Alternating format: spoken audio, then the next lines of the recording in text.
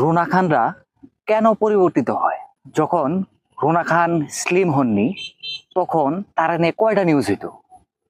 তার খোঁজ খবর কে রাখতো?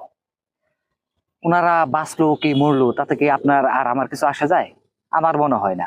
কন্টেন্ট ক্রিয়েটের ক্ষেত্রে মানহীন এবং মানসম্মত দুইটা প্রশ্ন আসে। তো মানসম্মত এটা কি? এটা আমার মতে যারা নিয়মিত নজরুল, রবীন্দ্র, হুমায়ুন আহমেদ পড়ে তাদের এই মানটা দরকার।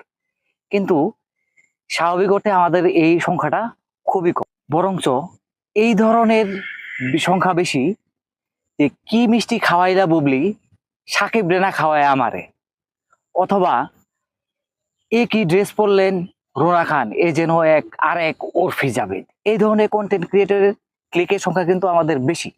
সারাদিন যদি এনাদের টিভির পর্দায় দেখেন তাহলে কিন্তু আপনার মস্তিষ্কে